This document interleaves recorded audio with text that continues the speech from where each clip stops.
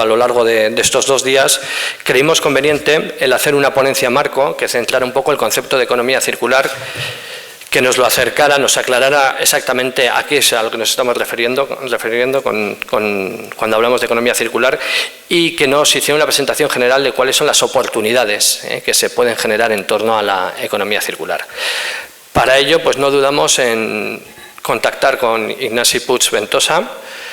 Él es el responsable de una prestigiosa consultoría catalana, que es ENT, Environment and Management, que tiene una larga andadura de 12-13 años, ¿no?, aproximadamente, dentro de lo que sería la consultoría ambiental, especializada en residuos, aunque también toca otros temas. Y en particular lo que más nos llama la atención de él es, o de su empresa, es el conocimiento que tiene de todo lo relacionado con la gestión económica, la fiscalidad en torno a los residuos, que es uno de los temas claves y fundamentales para que verdaderamente la economía circular pueda tener una cabida. Entonces, sin más dilación, le cedo la palabra a Ignasi.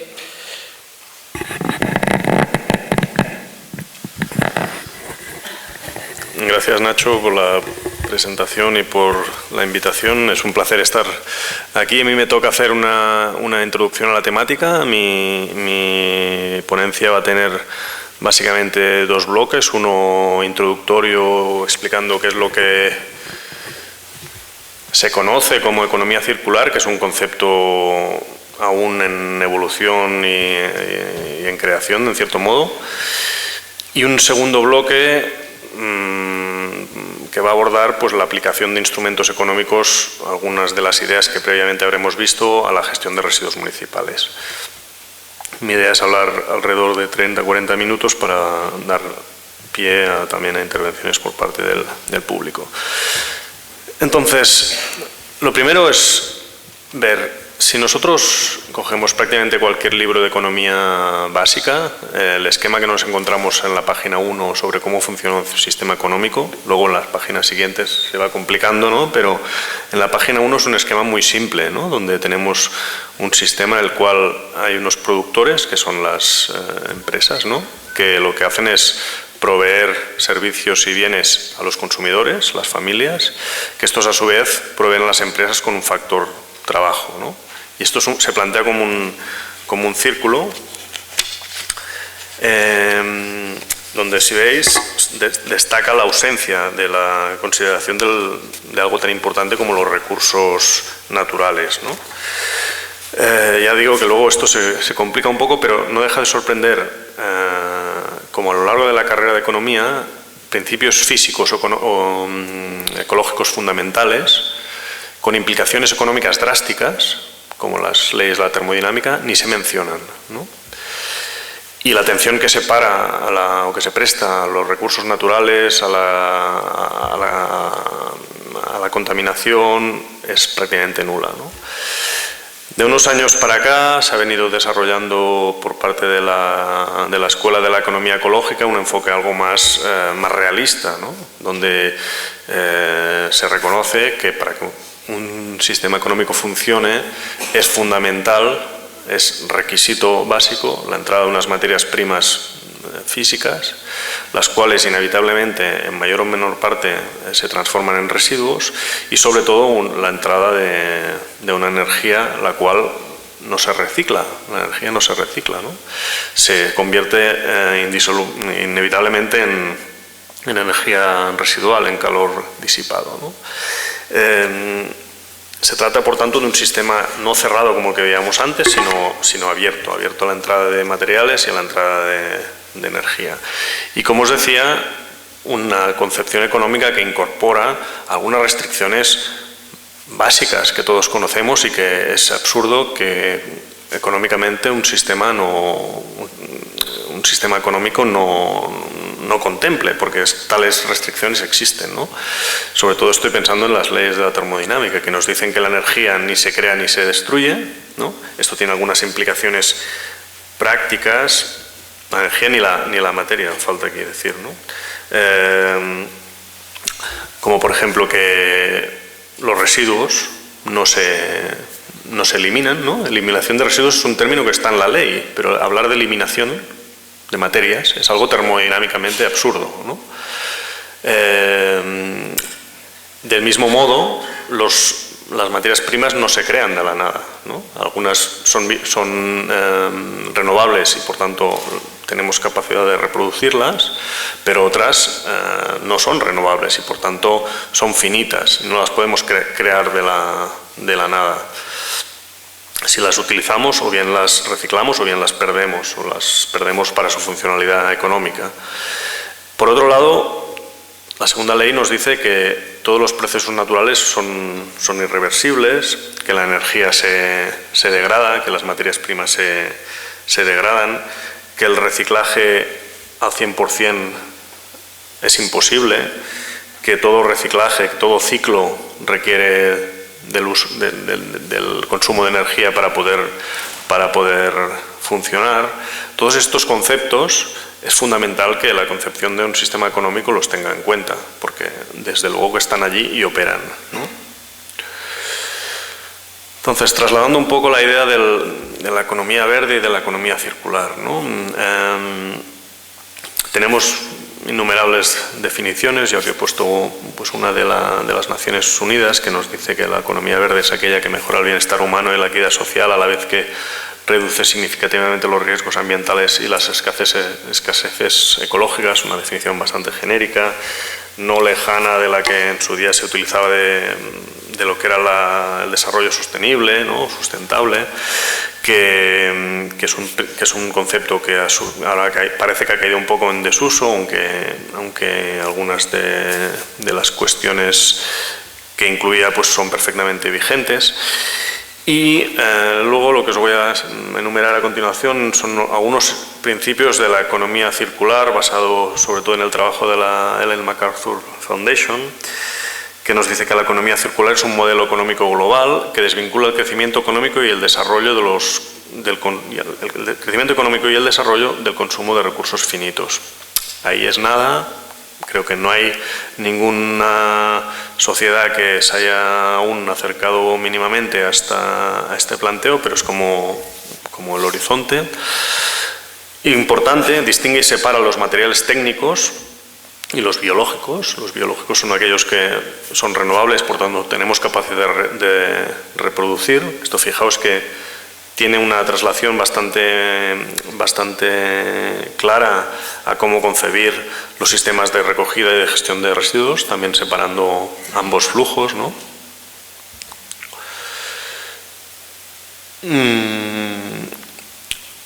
Lo focaliza en el diseño y uso efectivo de los materiales para optimizar su flujo y mantener o incrementar el stock de recursos naturales y técnicos.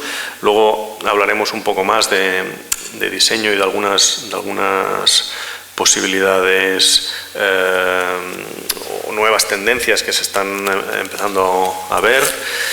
Provee oportunidades para la innovación a través de los campos como el diseño de productos, servicios, ¿no? La idea de pasar a proveer servicios en vez de productos en algunos casos, con las implicaciones que esto tiene también de diferente orden, que luego también someramente pues analizaremos. Y establece un marco y los elementos para un sistema resiliente, es decir, capaz de hacer frente a los cambios. Esto en un contexto de cambio climático también es bien relevante, y capaz de funcionar en el largo plazo. Ahora bien, también es importante señalar algunas limitaciones conceptuales, porque a veces la economía circular parece un nuevo tótem dentro de lo cual cabe cualquier cosa, ¿no? Una nueva concepto, una nueva marca para ideas antiguas, y bueno, es importante señalar también algunas limitaciones. Algunas voces críticas con la economía circular dicen, a ver, ¿cómo vamos a hablar de economía circular cuando en algunas sociedades avanzadas el 40% de los materiales que entran en el sistema económico son de hecho combustibles, ¿no? Y los combustibles los quemamos, ¿no? Los combustibles no se reciclan, ¿no? Que la energía no se recicla es un lema a tener claro, pero además esto nos indica que hablar de economía circular desconectadamente de una reconcepción del sistema energético es absurdo, ¿no? una economía circular basada en combustibles fósiles es una contradicción en sí mismo, ¿no? También es importante señalar que reciclar también tiene un coste, no solo económico, sino también energético y social, y que el reciclaje total no es posible. La propia naturaleza no recicla al 100%, ¿no? De hecho, nuestra sociedad se edifica sobre la quema de combustibles fósiles, que es uno de los pocos residuos que la naturaleza ha generado durante millones de años, ¿no? No solo es importante el grado de circularidad, sino también el tamaño del círculo, ¿no? Lo pongo entre comillas, pero se entiende, ¿no? Es decir, reciclar es importante, pero lo principal es hacer más pequeño el tamaño del círculo, es decir, que algunas cosas ya no entren en el utilizar menos recursos, menos energía. En el plano material, esto es aplicar un poco lo de las 3 R's, ¿no? Es decir, que la prioridad es la reducción, la prevención. Bueno, a nivel internacional, institucional, bueno, tenemos un paraguas general que tal vez de la conferencia de Río +20, pues lo más destacado fue el impulso que se le dio al concepto de economía verde, pero a mí me interesa centrarme un poco más en una realidad más próxima, la europea, donde ya se ha mencionado, ¿no? algunas hojas de ruta que la Unión Europea ha ido desarrollando y que apuntan en esta dirección, pero donde quiero dedicar un poco más de tiempo es a explicar qué es esto del Circular Economy Package. El Circular Economy Package es una propuesta legislativa, bueno, es una comunicación más una propuesta legislativa que debía incluir ya medidas concretas en materia de economía circular. En la práctica, la propuesta legislativa se limitaba a enmendar 6 directivas de residuos, lo cual, por un lado, señala la importancia de los residuos dentro de todo el concepto de economía circular, pero por lo otro también ilustra algunas de las limitaciones del enfoque, pues que se limitaba en su versión presentada solo a hablar de residuos. Este Economy Package fue retirado cuando entró la nueva Comisión Europea hace cosa de un año y aparentemente antes de finalizar este ejercicio van a presentar una nueva propuesta donde parece ser, por lo que se ha conocido, que la parte de residuos va a variar bastante poco respecto a la propuesta inicial, pero la parte pero incorporará nuevos aspectos en materia de ecodiseño, de producto, etc. Muy rápidamente os enumero algunos de los objetivos que incluía el Circular Economy Package original en materia de residuos, porque aparentemente van a variar muy poco y son relevantes para el contexto que nos ocupa, ¿no? Se hablaba de incrementar el reciclaje y la reutilización de residuos municipales hasta llegar al 70% en 2030, ahora los objetivos indican el 50%. Se habla igualmente de incrementar el reciclaje de envases hasta un 80% en 2030, eliminar las aportaciones a vertedero para materiales reciclables a 2025, reducir la generación de residuos de comida en un 30% también a 2025, y luego había otras medidas de corte más transversal, pero también importantes, la introducción de un Early Warning System, le llamaban, que sería como un sistema de aviso anticipado para que la Comisión se anticipase los incumplimientos de los Estados miembros y no actuase siempre a posteriori. Incrementar el concepto y mejorar su efectividad, el concepto de responsabilidad ampliada del productor, algo muy relevante, y en fin, otras medidas. ¿Por qué es necesario un cambio estructural en el sistema económico?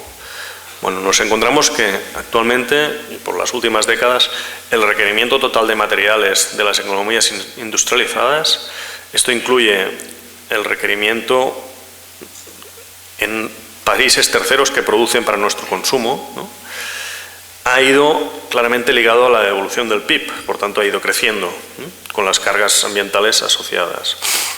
Las reducciones generalizadas requeridas de gases de efecto invernadero no se alcanzarán con cambios menores en el sistema económico, no es una cuestión de matices, ¿no?, y además, no solo eso, sino que alguna de una de las principales apuestas para abordar los gases de efecto invernadero es la eficiencia energética, y la eficiencia energética conlleva efecto rebote. Esto quiere decir, sin extenderme en esto, pero que cuando nosotros hacemos más eficiente energéticamente los productos, lo que estamos es también abaratando su uso y por tanto que su consumo incremente, por tanto que las reducciones o las mejoras en eficiencia energética no conllevan beneficios netos. Hay un rebote, un repunte en el consumo asociado de que productos más eficientes energéticamente también son más baratos de utilizar. La energía, el servicio energético que nos proveen es más barato y por tanto se demanda más, ¿no? Hay una enorme dependencia energética exterior de más del 75% en el caso español, ¿no? Esto también exige cambios, lógicamente. Un ROI decreciente, esto es una palabra rara para un concepto muy importante, ¿no? El ROI es el Energy Return on Energy Input, ¿no? El retorno energético sobre el input de energía, es decir, cuánta energía nos da, cuánta energía necesitamos para obtener una unidad de energía. Cuando al principio de la era del petróleo pinchabas a 1 metro de tierra y salía petróleo, ¿no? Nos daba mucha energía con poca energía invertida. Hoy día nos tenemos que ir al Ártico para sacar petróleo, o Alaska, ¿no? Es mucha más energía la que necesites para obtener una unidad de energía. Esto quiere decir que el valor añadido que nos da la unidad de energía que obtenemos es menor que la que teníamos, ¿no? Y esto tiene implicaciones económicas muy importantes. Se habla del peak oil. En un contexto de petróleo barato como ahora parece raro, pero hay algunos tipos de petróleo que están ya o que ya han pasado su nivel máximo de extracción histórico, ¿no? Y luego a nivel social unos niveles de paro muy, muy altos que exigen también cambios económicos profundos, ¿no? Entonces, ahí la transición hacia una economía circular, más responsable en el uso de recursos, nos puede proveer algunas oportunidades. Por ejemplo, en un contexto futuro de energía más caro, puede ser más adecuado relocalizar actividades que hasta ahora se habían deslocalizado, ¿no? Esto ya estamos viendo algunas tendencias, porque también resulta a veces más práctico tenerlo al punto de fabricación más cercano que no tenerlo en la otra parte del mundo. Pero aquí en un contexto de, por un lado, energía más cara y por otro, niveles más exigentes ambientales en otros países, puede ser que veamos una nueva relocalización de actividades. Los materiales pasando de un uso lineal a un uso circular, ahí hablamos de reciclaje. Sabemos que esto es mucho más intensivo en términos de puestos de trabajo. El reciclaje es mucho más intensivo que la incineración o el vertido de residuos. También la hipótesis de Porter nos indica que aquellos países con regulaciones ambientales más estrictas coinciden con aquellos donde la competitividad económica es más alta. Que haya un efecto causal o no está tan claro, pero que la correlación existe, sí. Y esto es porque también las regulaciones ambientales obligan a un nivel de innovación alto, ¿no? Y finalmente, vinculado a la necesaria adaptación al cambio climático, donde cada vez se está poniendo más énfasis, también va a haber algunas oportunidades económicas importantes. Por ejemplo, en materia de agricultura, de turismo, de infraestructuras. Algunas ideas que se están abriendo paso en relación a nuevas formas de producir en este contexto, ¿no? Por ejemplo, en materia el ecodiseño tiene un papel fundamental, ¿no? Vamos a oír hablar más de análisis de ciclo de vida, ¿no? De repensar procesos de producción. Un caso más drástico, o digamos casi el horizonte último, ¿no? Del ecodiseño puede ser la biomímesis, ¿no? Imitar la naturaleza, ¿no? La naturaleza produce a temperatura ambiente y a presión ambiente. Nosotros para producir, qué sé yo, acero necesitamos presiones altísimas y temperaturas altísimas, ¿no? Y lo mismo para otros materiales, ¿no? La naturaleza produce a temperatura ambiente y a presión ambiente y produce materiales ligeros, hidrófugos, ignífugos, impermeables, en fin. Hay mucho que aprender, ¿no? La ecolocalización, todo. Fibras enormemente resistentes, etcétera, todo está producido con poca energía, a temperatura ambiente y a presión ambiente. Y además biodegradable, ¿no? O sea, fantástico. También tiene sentido avanzar en el concepto de ecología industrial, ¿no? En particular, pues la simbiosis industrial, que lo que persigue es concebir, esto es bonito en el papel y más difícil en la práctica, pero concebir los procesos industriales de modo que el residuo de una industria pueda ser la materia prima de otras, seguramente con transformaciones y requiriendo uso de energía, pero es una idea también para seguir avanzando. La impresión en 3D que se está desarrollando también tiene implicaciones económicas y ambientales importantes, ¿no? Enlazando con lo de la relocalización que decía antes.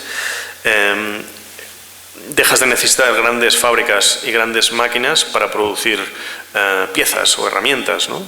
Esto implica una producción mucho más cercana, unas posibilidades mucho mayores para el diseño, combinado con modelos de acceso abierto para el diseño de piezas, pues puede llevar que también sea mucho más factible crear piezas para reparar productos en vez de tirarlos cuando se nos rompen, en fin.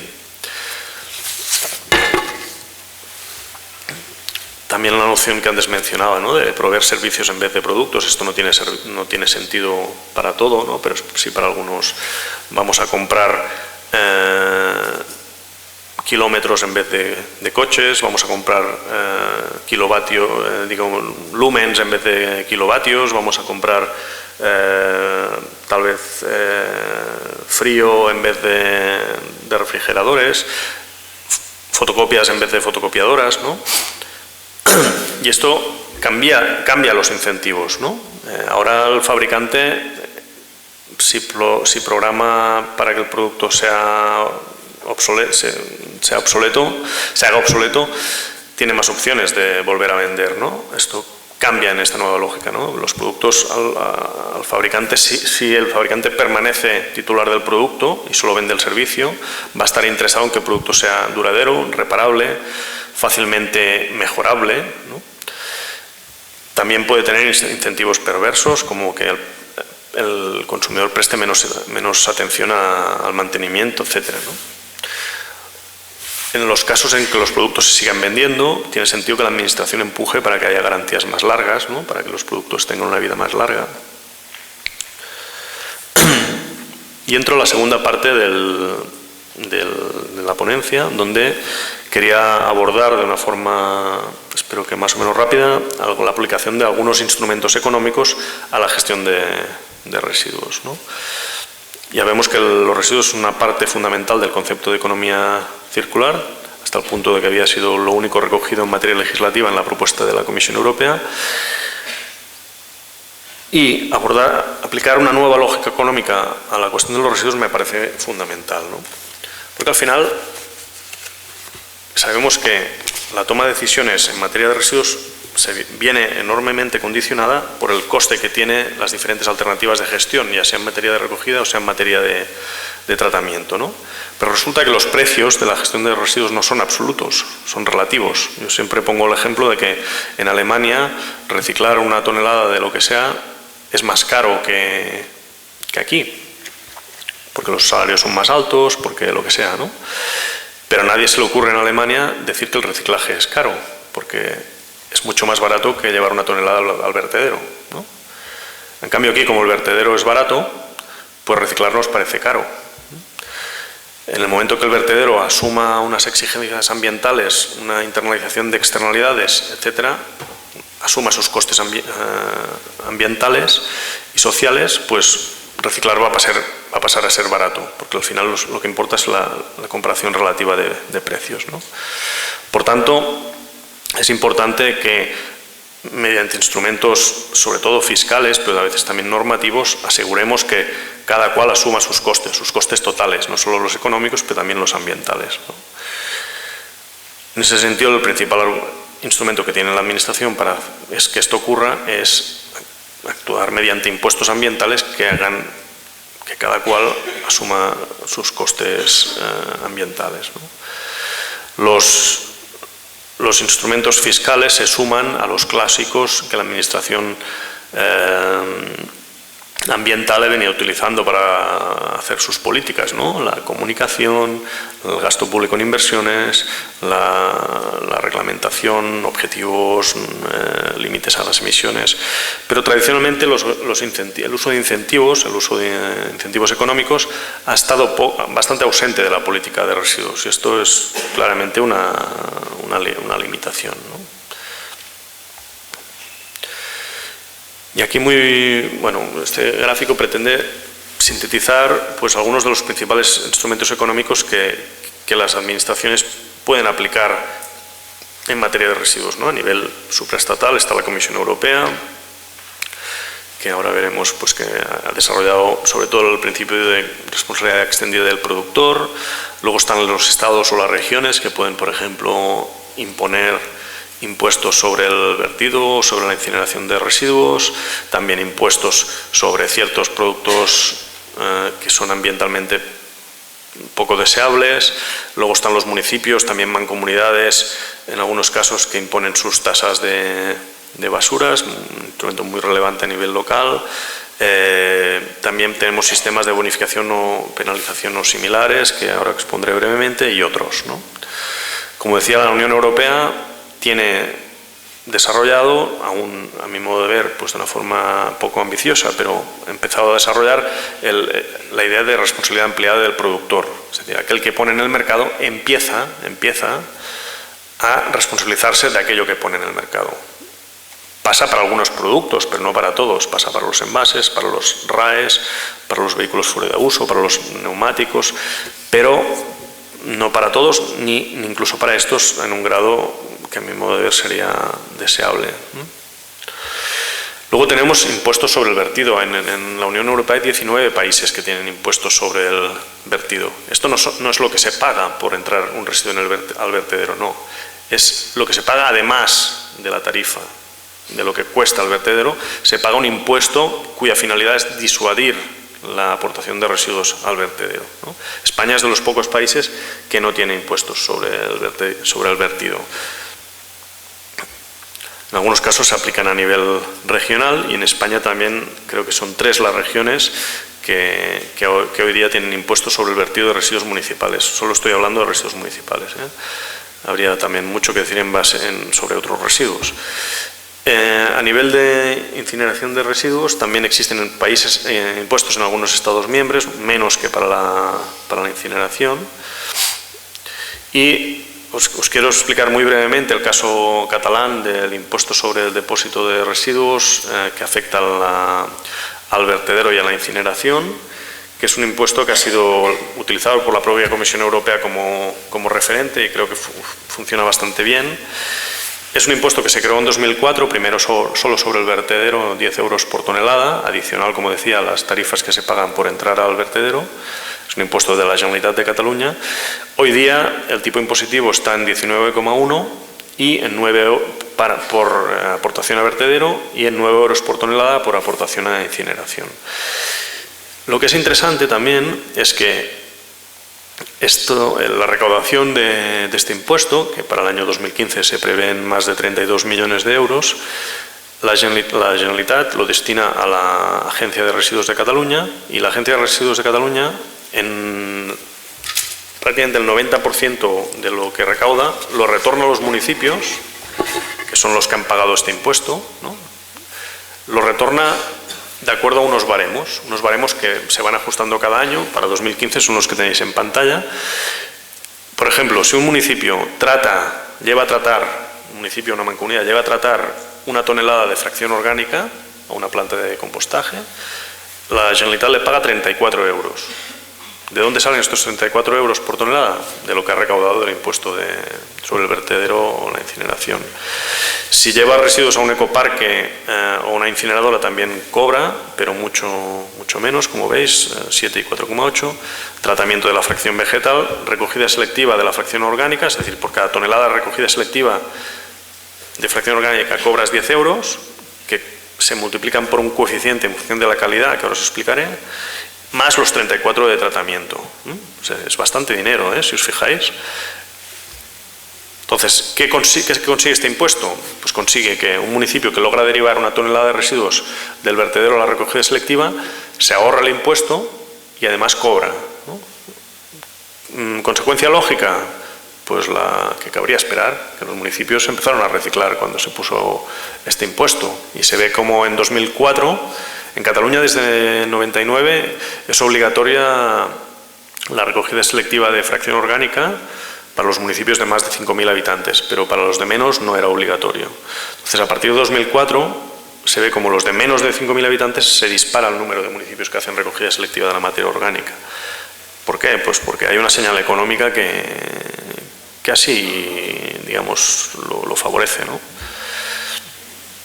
Como os decía, lo que cobra el municipio en concepto de recogida selectiva de la fracción orgánica depende, son 10 euros por tonelada, pero estos 10 euros se multiplican por un coeficiente que depende de si el municipio es rural, semirural o urbano. Esto es objetivo, y hay otro coeficiente también objetivo que depende de la calidad de la materia recogida. Trimestralmente, la Agencia de Residuos analiza todos los municipios, el nivel de impropios que tiene en su fracción orgánica recogida selectivamente.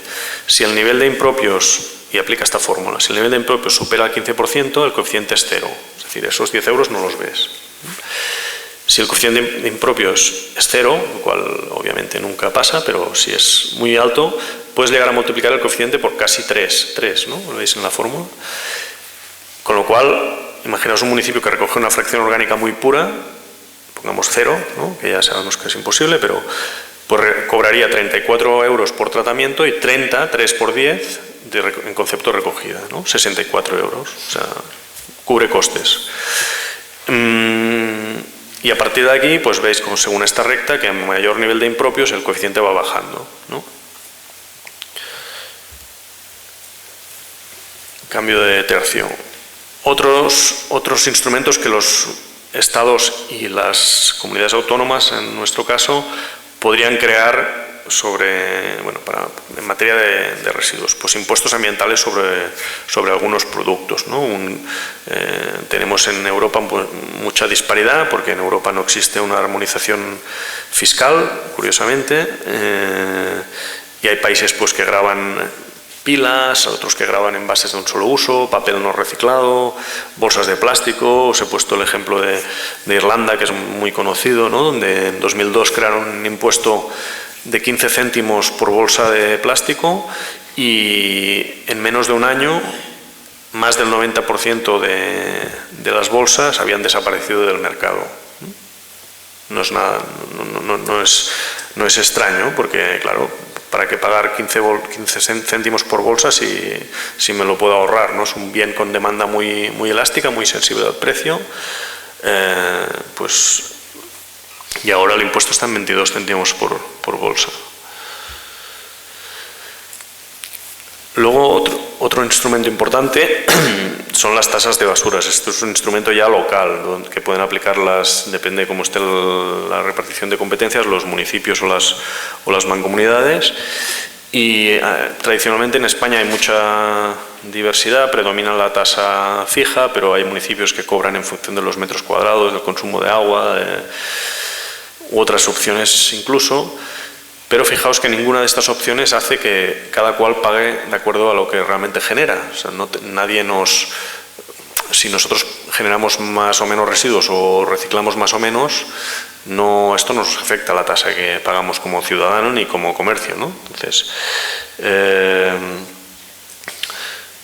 lo ideal, tanto ambientalmente como desde un punto de vista de justicia en la asignación de costes, sería que yo pagase en función de los kilos o litros que genero, ¿no? Como hacemos con el agua, con la luz, con cualquier producto que compramos en el mercado, ¿no? Yo si voy a la panadería y compro una barra, pago 1, si compro 2, pago 2, ¿no? No es una tarifa plana, ¿no? En cambio con los residuos, tarifa plana, ¿no?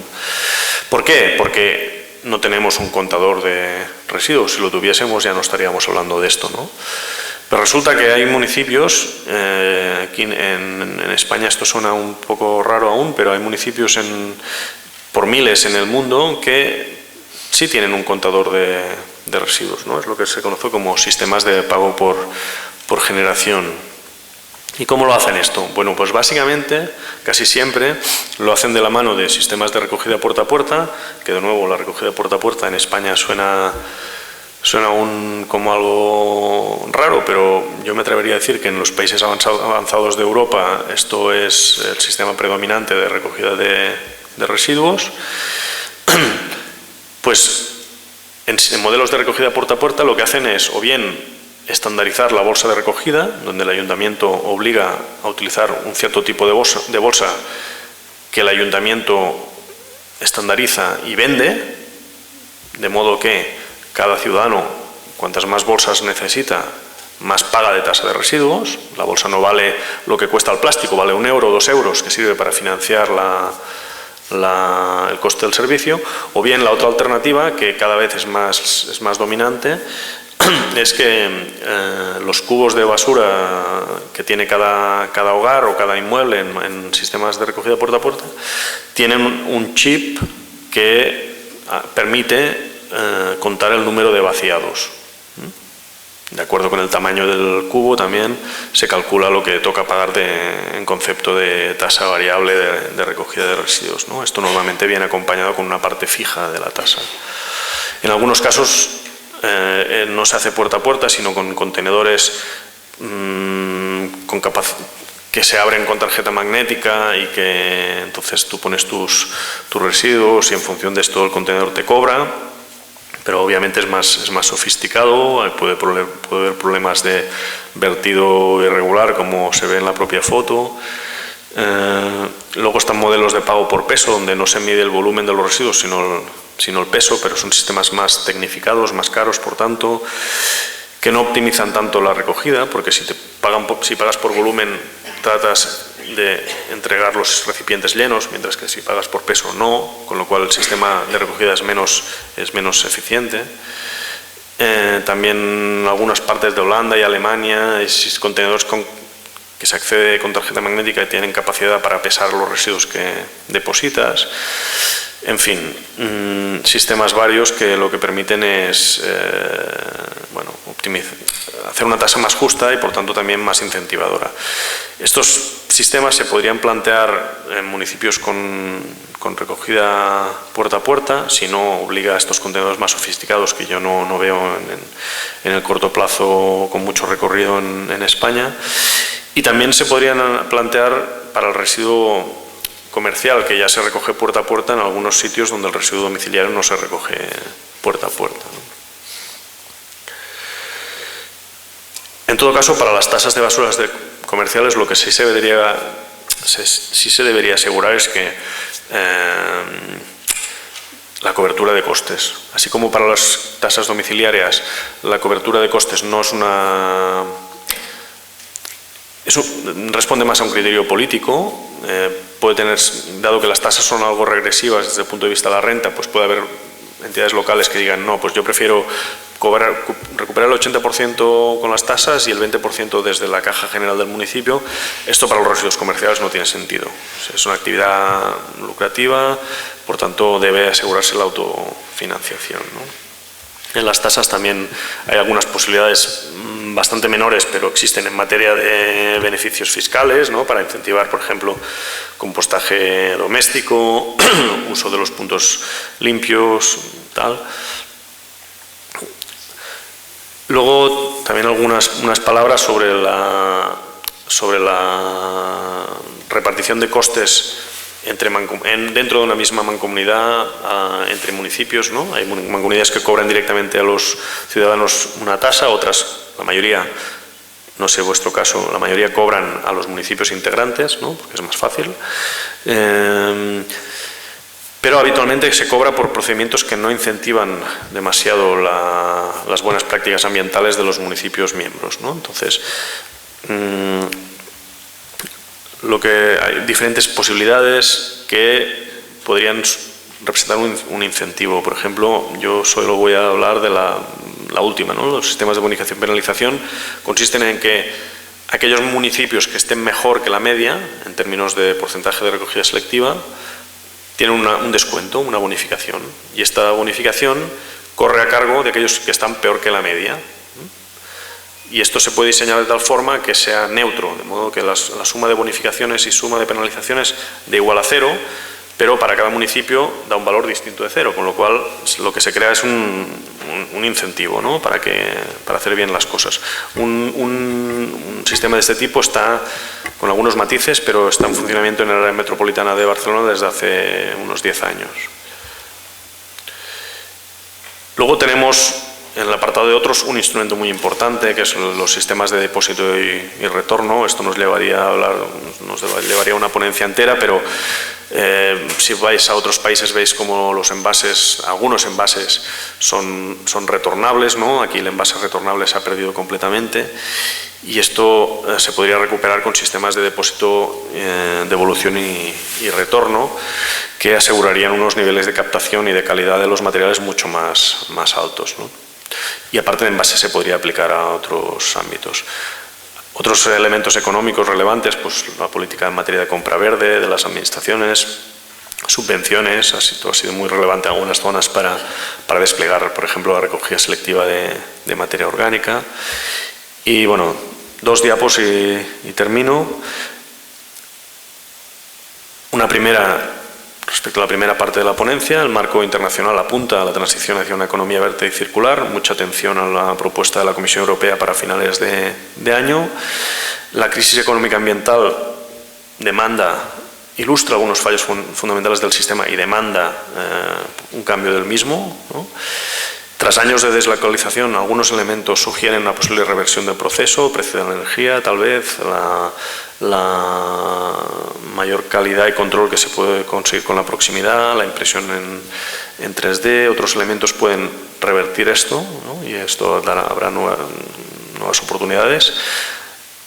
Nuevas formas de diseño y de producción van a ser necesarias.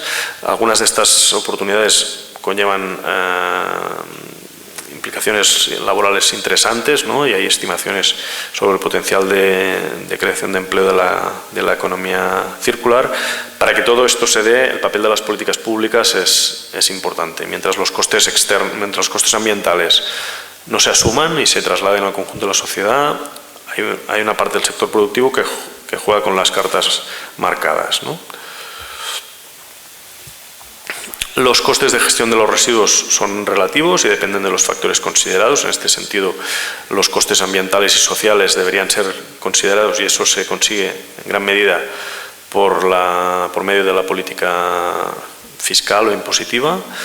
Los incentivos, como es normal, tienen capacidad para cambiar conductas. El precio es un factor fundamental en la toma de decisiones, por tanto su implementación es recomendable para avanzar hacia una gestión más sostenible de residuos. Algunos de los instrumentos más potentes para aplicar estos instrumentos son supralocales, es decir, la administración estatal o autonómica, como los impuestos o los sistemas de depósito, devolución y retorno, pero a nivel local también hay instrumentos interesantes como las tasas, los sistemas de bonificación, penalización, la compra verde, las subvenciones y, muy importante, los instrumentos económicos son complementarios, se refuerzan con aquellos más clásicos, normativos y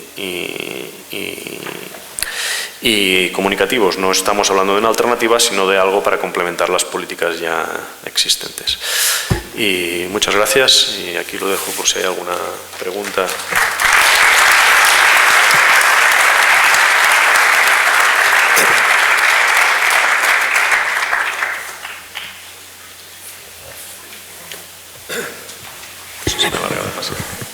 Bueno, tenemos tiempo para unos 10 minutos, tenemos para alguna pregunta o alguna consideración que quiera hacer alguien desde el público. Veo que hay varios que estáis tomando fotografías de las pantallas. Quisiera recordar que estamos grabando lo que son las presentaciones y las pondremos a disposición de todos en un repositorio que tiene la universidad pública que se llama UPNA-TV, que ya os notificaremos, ¿vale? Vale. No sé, ¿alguna pregunta?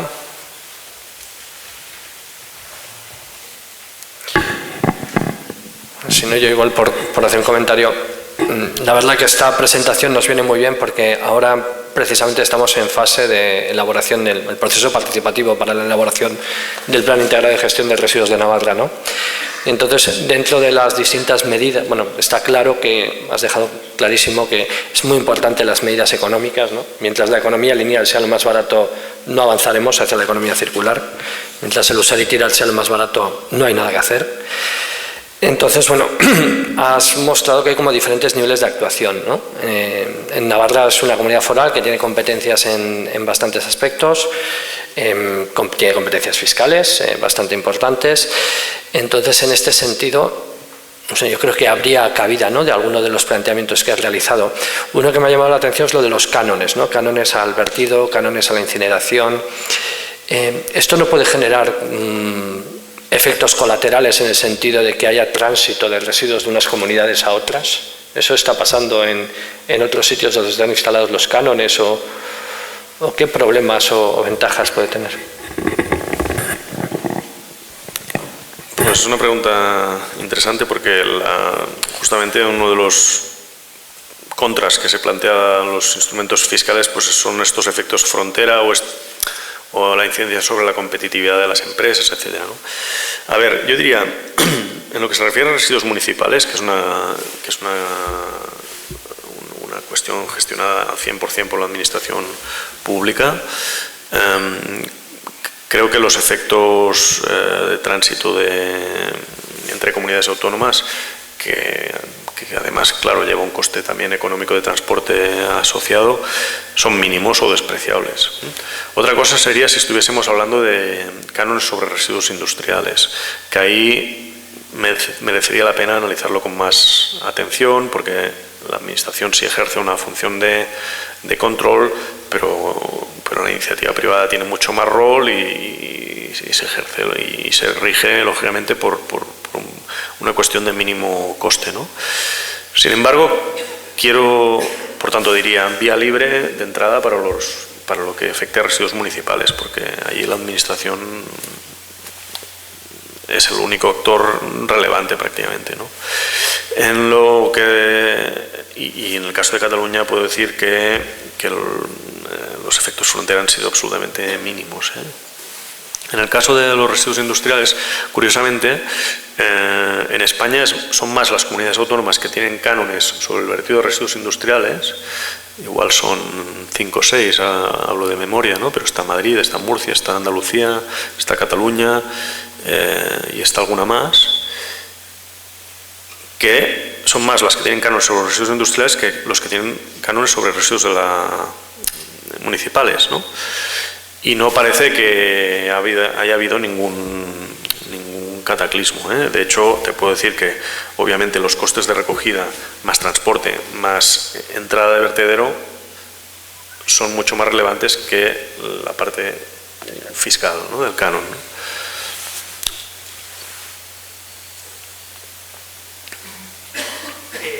Aquí en Navarra ya se planteó en el PIGRIN anterior, desde el tejido social, la posibilidad de poner un canon e incluso se planteó a lo largo de la vigencia del plan en cada año cuánto podría ser ese canon, de tal manera, sobre todo en el vertido como lo que tenemos aquí, pensando que fuera muy poco para que progresivamente subiera. Digo que eso ya está planteado y que quizás en la discusión del nuevo PIGRIN esperemos que se tenga en cuenta, porque desde el cuerpo técnico también se planteaba que se podría hacer, aunque nunca se llegó a desarrollar. Creo que esa será una posibilidad que entrará en el debate probablemente de mañana.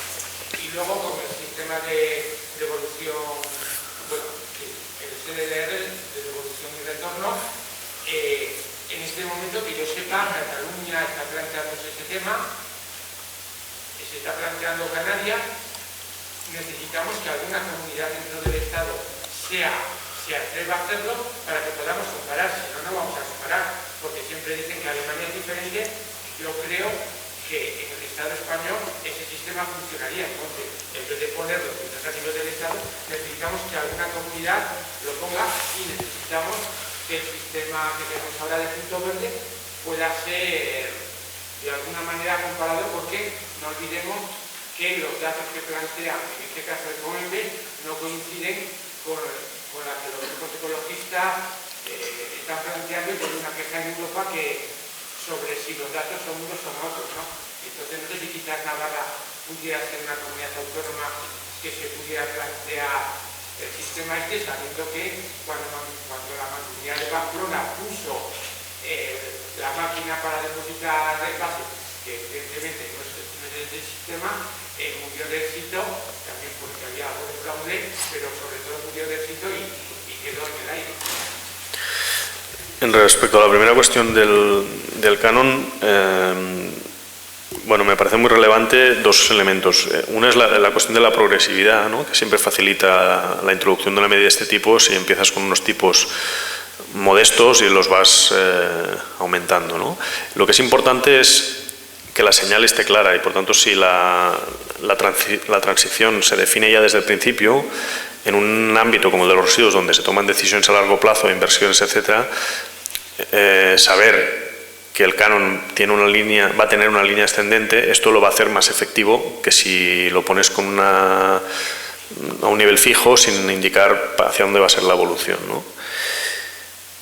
Y el otro elemento claro e importante es que el canon, importante también para su aceptabilidad por parte de los municipios y por parte de la población, es que sea finalista y el dinero se dedique al menos los primeros años a política de residuos, porque hay mucho recorrido por hacer, ¿no? Y presupuestos escasos.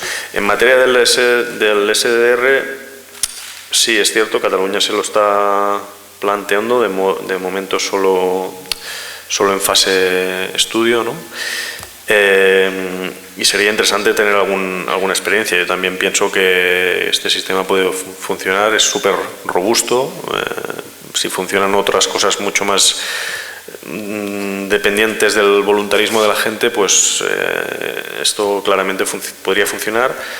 Pero aquí la lástima es que tenemos una ley de envases estatal hostil a este tema y ninguna perspectiva de que a nivel estatal una iniciativa de este tipo se vaya a aplicar. Y claro, las autonomías les falta algún instrumento. No disponen podrían aplicarlo, pero no disponen de tantas herramientas como el Estado para aplicar una iniciativa de este tipo, ¿no? Por tanto, vamos a ver si alguna se lanza a hacer una prueba piloto. Sería desde luego muy interesante, ¿no?